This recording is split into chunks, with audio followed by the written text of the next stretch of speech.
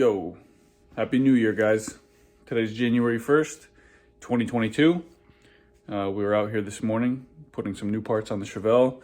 We were waiting last week for an order to come in, which finally got here, and the rest of the stuff showed up on Friday. So I was too eager and excited to wait, so I came out first thing this morning and started putting stuff on the car. So as you can see, it's a little tight in here right now, so I'm gonna get the car lowered down, and then we're gonna go over what came in and what we did and where we're going. Let's get this thing down. Tight quarters for sure. Look at this.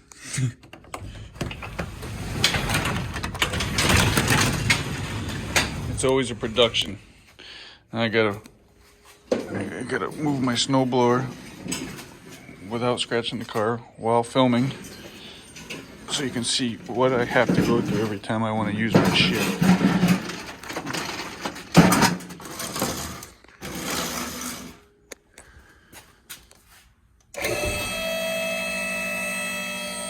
Look at this. I got a cowl hood and my welding cart. This is how tight it is in here to work. I'm out of space with this garage. I think it's gonna be time to find a new space soon, or get rid of some shit. Ugh.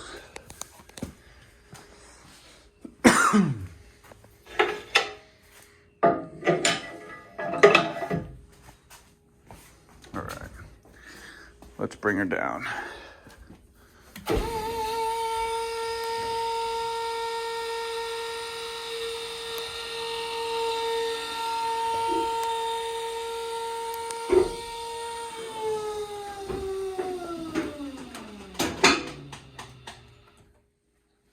So where do we begin?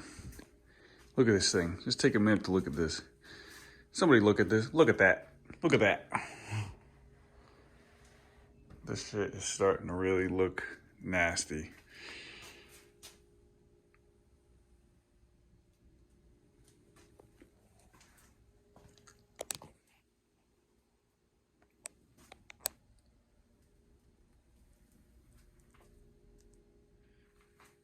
So I guess we'll start in the back. As you see, I do not have a heater core box anymore. I took this out. I might have mentioned in the last video. Please forgive me. It's been a while since I made an update, so I forgot what I said in the last one. But I went with this heater core delete panel. This is for the A-body Chevys. I got this from UMI Performance. It just comes like a brushed aluminum like that. They have a powder coat option, but I wanted to leave it brushed like that, just shiny. So what I did when I deleted the core, I put the panel here and I said, you know what? I think it's better to get these pass-throughs, the bulkhead for the intercooler, for the water hoses, and then the billet pass-through. So UMI Performance makes this delete panel. I got this Holly Terminator billet pass-through from a place called Sharp Performance, and then this is a Motion Raceworks billet bulkhead.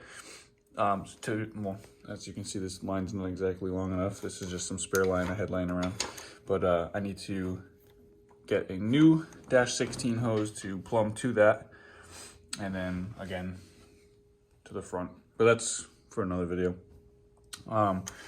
So this makes everything just quick disconnect, nice and clean, nice and easy. And the main reason why I really like this filler plate for the delete panels, because I didn't have to actually cut into the firewall. When I first bought this, I had this first. I thought I was gonna have to cut and drill out and put everything through the firewall, which it's not perfect, but I didn't want to start hacking huge holes into it. So it's much better, more serviceable, and makes everything a lot neater and easier to do, just putting them both on this panel. Now when it came to mounting this thing, I did something a little different this time, which made my life a lot easier, and for sake of service and being able to work on it, I went with, we have this Astro pneumatic. It's like a rivet nut kit. So if you have holes in the firewall, existing holes, or you drill your own, there are different style rivets like this for different threads, so that you can pretty much, let me see if I have another screw here. This is really hard to film. I'm actually making this video right now on my cell phone because my Canon is dead. Let's see, let's stick that in the vise.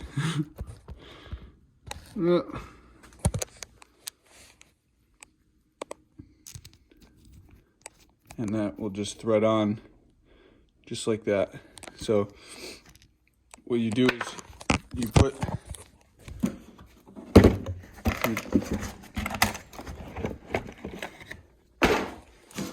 this isn't set up for these right now because I actually just changed it, but these would thread onto the end of the rivet gun, and when you open it up, this doesn't want to go my way today. Once it's in place in the firewall, you would squeeze it and it flares the rear of the rivet so that it's flush mounted like into the wall, just like that, or wherever it is that you put it. So you can unscrew and screw in anything you want, instead of putting sheet metal screws or self-tapping bolts or any of that stuff. So that makes that a lot nicer. Now, while I had the rivet gun out, I actually mounted my new catch can breather setup using those style rivets. So they go right into the firewall, and then you can remove or put them back in exactly how you want it, whenever you want it, with no drama. So second, I went with this catch can setup. I had to change my valve covers, if you remember from the last video. They are over there on the wall now. They are wall art because I kind of ruined them. They're not entirely trashed. I could probably use them on my Tahoe if I want now, but for this, it's not gonna work. So I ended up going with this just flat black pair of aluminum valve covers. So that way I can use the Motion Raceworks bolt-on breather setup. These are baffled inside. And when I went to put those on originally to one of these, I'll see if I can show you. I started to take it because this has an internal baffle in it. I drilled through here, but there was no place for that to sit flush. And I knew it was gonna be a problem the second that I took these off, but I tried to do it anyway, and it didn't work out. So I had to buy another pair of valve covers. No big deal. These are flush inside. They just have ribs that go down the center, and these and their baffles bolt on perfectly. So I actually saw these valve covers in a Motion Raceworks video that they had up on YouTube as demonstration for installing these. So I said, sure, I'll give them a shot. So those are on both sides. It's a really nice kit. It's easy to install. They are baffled, and then you can run whichever catch can option you want with it. I preferred to go with dash 10 lines and fittings, as I figured that would be enough for what I want. Dash 12 I don't think is needed. And then running back down to the catch can. Now let's take a better look at this thing. Hang on. Now there's definitely a lot of expensive catch can setups out there. This I wanted to try. I figured it was worth a shot to do a little budget setup. So I wasn't sure how it was gonna work out, but I am happy with the fitment and the quality of it. I didn't tighten the filter on yet, so you can see there is a baffle in the top as well. And I mean, for what it is and the price you pay, this catch can setup, the catch can itself with the filter, I think was like 50 bucks. And then I bought the dash 10 nylon hose and fitting kit off eBay. And I was a little skeptical on how the quality of the fittings were gonna be. Personally, for a catch can breather setup, it's totally fine. It's gonna be just fine. But trusting that stuff with fuel or trans fluid, or even like oil returns, because I still have to do the oil returns off the turbos, I think I'm gonna just call it quits at the catch can and call it a day. And I'll use the other stuff for Motion Raceworks. It's a little more expensive, but This, you got 10 feet of -10 nylon braided hose, and you got 2 -10 straights and then 2 90s, and everything together was like 40 bucks. So it's definitely budget. The quality isn't bad at all, but like I said, if you're gonna be running fuel and stuff through there, I would definitely seek a higher quality option. Next thing I did here, I started getting the wiring harness run, so everything is everything's connected now, minus the map sensor, because I need a 2.5 bar map sensor for the turbos, and I had to get a few extensions due to the height of the intercooler, so the regular plugs, they wouldn't reach from the Holley Terminator kit. So ICT Billet and Michigan Motorsports, they both have all this stuff. These cable extensions, plug and play, ready to go. I can't fish them out back there at the moment. I did it for a fuel pressure sensor on the regulator. That way the Holley can read that. And then they extended them out for the throttle body, for the IAC and the TPS. And then one again for coolant temperature sensor. So all that's plugged and wired. I had to change my injector plugs. So I'll show you right here. My Holley kit came with the Delphi, the mini Delphi connector, which I didn't know when I bought it, just because right now it's like impossible to get anything. Everything's back ordered. So when I ordered the kit, I just ordered the last one that they had on the shelf for the Terminator X, and it was the mini Delphi. So my injectors are the EV1 Bosch style. So I went to Michigan Motorsports, I think it was, or ICT Billet, and they have plug and play adapters. So I didn't have to cut anything, I didn't have to splice anything. Thank God, I didn't want to hack any of this stuff up, but it plugs in right from the mini Delphi and then adapts it right over to EV1 Bosch style. So those are good. Those tucked away back nice, back on the intake manifold. And yeah, so the wiring situation is almost done, minus a few sensors that I just have to get to plug in out here. And then I already ran everything into the car. So the main harness plug is in there already. So that's ready to get the ECU mounted and the LCD screen. I was able to get the new SPAL 16-inch radiator fan and aluminum shroud mounted up. I got the shroud from Speedway Motors. That's fit for this radiator, or any 26-inch radiator. All I had to do was drill a couple holes. These brackets I'm gonna have to fab up my own, but drilled there, and then again up over here, and 2 on the bottom. So the shroud's mounted in place, and then I did the same thing with the fan. Just pre-drilled the holes, got some nice hardware, and got the fan mounted. So that, I believe, is a 2500 CFM fan. It's a puller, so should keep this cool. Not running air conditioning or anything like that, or any other accessories aside from, you know, an alternator, a water pump. So I think we'll be all right with that. But everything looks good. We had Ricky weld on dash 4 bung there, so I can run a steel braided line back to the steam vent kit. You can see it down there.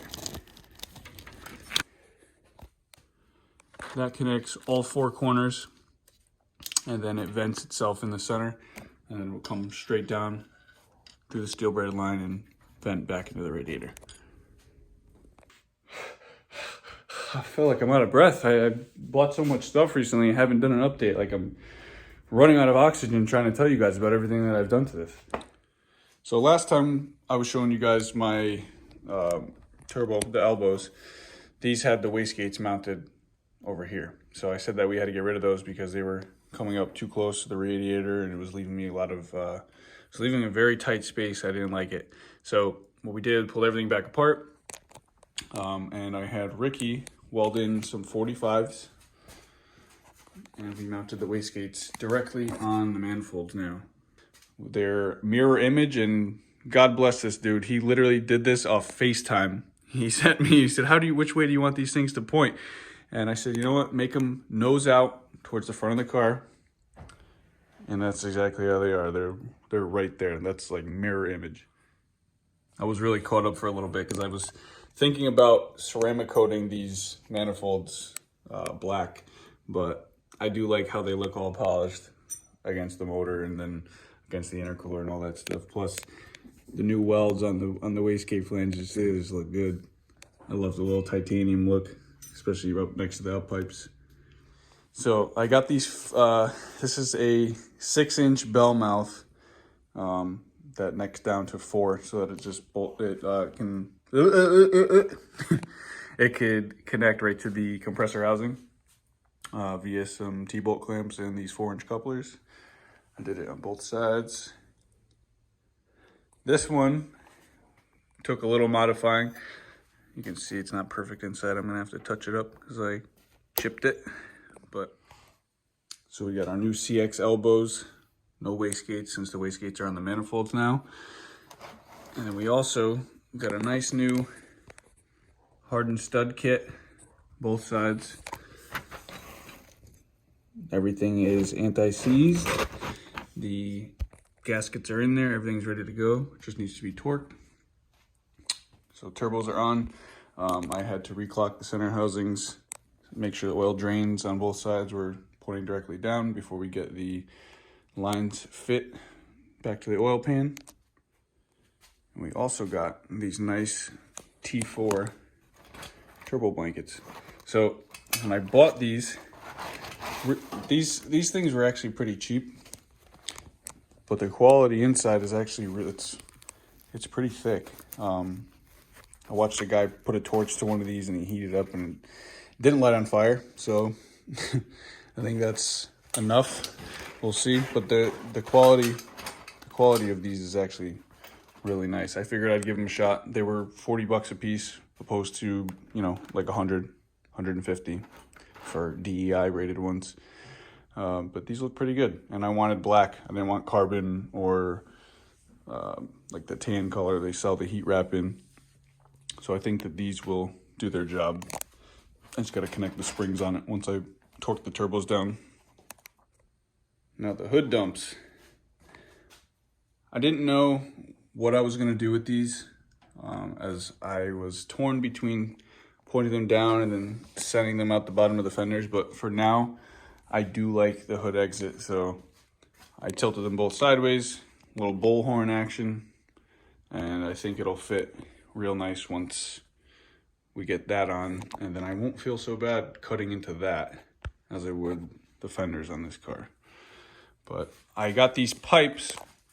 There's a fabrication company on eBay who sells the pipe and the flange basically just as a starter. So if you were trying to make a downpipe for your car, you know, they'll get you set up with this. So I said, you know what, I'll shoot my shot. I'll see how they look when they get here.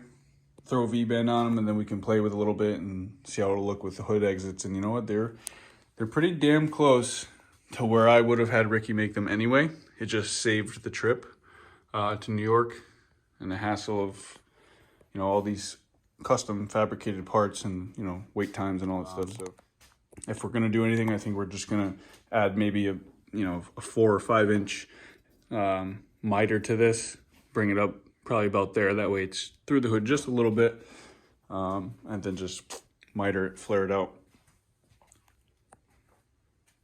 But these things, they look good. They definitely look good. So she's moving along. Everything I had to install, I did this morning and last night. I just couldn't stay away. I had to do it today. I was too excited. One more thing that we got going.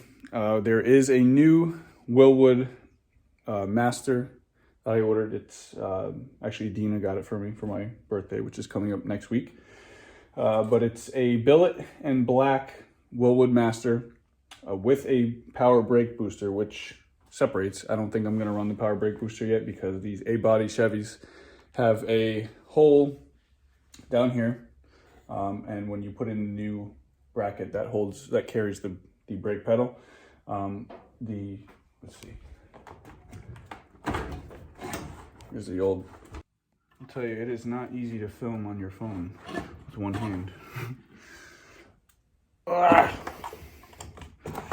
So the new Wilwood will come just like that. It just eliminates this junk ass old rusted thing. I'm spilling fucking brake juice all over my shoes. But yeah, so it would bolt right down into there. That'll allow me to run manual brakes, which is pretty sure what I'm gonna do. I'm not sold on it yet until I feel how the brake pedal is. If it's not what I want it to be, I could just add the brake booster right back in. But yeah, that's that. So once that comes, I'll have a video of installing that. It has an adjustable proportioning valve, so you can control the pressure to the front and the back. It works for disc or disc drum. And right now, currently, this car still is disc drum. But as we get finished with the engine swap, then we'll be moving into doing the brakes and the suspension and all that. It's not done. It'll never be done. I think 2023 is probably going to be the year to do the full chassis and suspension and brakes and possibly a cage. So we'll worry about that. We'll cross that bridge when we get there. For now, we just got to get this thing fired up. Yeah, one more thing. Look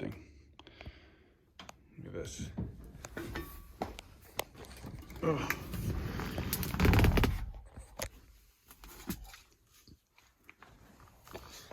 Dina got me a new Grant 13-inch steering wheel from Motion for Christmas. So there is a install kit over there on the bench. I got to get to that.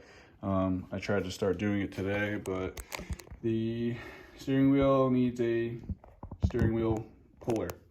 Can't get it off. So this will be in the next video, or one of the next videos coming up, installing the new steering wheel. And that will look really good in there. Can't wait to see how that shit looks. Oh yeah, right hand drive? No. Look at this. While you're here, look at this POV. That shit looks so good. So good. I'm trying to wrap up this video, but I feel like I just keep finding things to show you guys that I didn't show you in the last video. Another thing that we picked up that I mentioned before was this cowl hood. It was originally I think it was a 2-inch cowl. As you can see, it's a stepper now. It has the first cowl there, and then it was fabbed in, and I guess fiberglassed a full 5-inch cowl. This came off a 69 Malibu. I found this out in Rhode Island on Facebook Marketplace for 125 bucks. So it was totally worth to go take the drive out, grab that, because now I don't have to feel bad about cutting it. I did want the option to run a hood. So once we get that on, it's gonna have to be notched around in this section. So throttle body and intercooler pipe is gonna protrude. And then we're gonna have to notch for the turbos too. But that is miles away from where we are right now. Just couldn't pass up a good deal when we found it. So to wrap this up, we got the turbos back on. Wastegates rerouted and they're up on top now at 45 elbows. We got 4-inch dumps, turbo blankets. We got 6-inch bell mouth velocity stacks. We got our nice heater core delete panel, Motion bulkhead. We got the billet harness pass through, full catch can breather setup, Motion bolt-on breather kit, new valve covers, and that is gonna do it for now. We got the brake booster and the new master cylinder from Wilwood on the way, and that's where she stands. So I think the next thing that I'm gonna start trying to figure out is where to remote mount the coil packs. Those are not the brackets for these right now. Those came with the Proform valve covers. So I'm gonna order the ICT remote location coil brackets. So I'm thinking maybe we can get them to mount up here somewhere, or possibly down on the frame rails on both sides. We'll see. It all depends on where they sit when they get here. I do not know how big they are yet. Ooh, last thing I almost forgot to show you. We have a new black oil dipstick. Locking. Flexible, so that way it works with the turbo headers. It's really fucking dark down here. I don't even know if you guys can see this. But it bolts right there. That was a nice little upgrade. All right, guys. So that's going to do it for this update. Tried to keep it short and sweet. I'm out of breath. My heart's beating out of my chest. And I'm terrible at talking on videos. Try to make it better and try to practice it, but it's just... not everything is for everybody. So, heard that once before and it's stuck in my head because this YouTube shit, I love making videos, but I gotta say I do not like standing in front of the camera and talking. I don't do live, I don't do any of that just because I'm not good on the spot, and I don't like cameras in my face when I'm trying to talk. I just can't think straight. But yeah, that's that. So if you like this video, if you like this build, if you like this channel, please subscribe, like, share it with your friends. And like I said before in the past videos, this is my first LS swap. I'm learning as I go. So if anybody else is thinking about doing a 69 Chevelle or any A-body LS swap or any LS swap, just if you have questions or comments, leave them in the comment section and I will help you out the best of my ability, because all I do is lay on the couch and lay in bed on my free time and read, and just figuring out this as I go. So storing it away. One day I'll be good like the rest of those guys. But thanks again for watching, guys. Happy New Year. Hope everybody had a safe and happy holiday, and we will see you on the next one.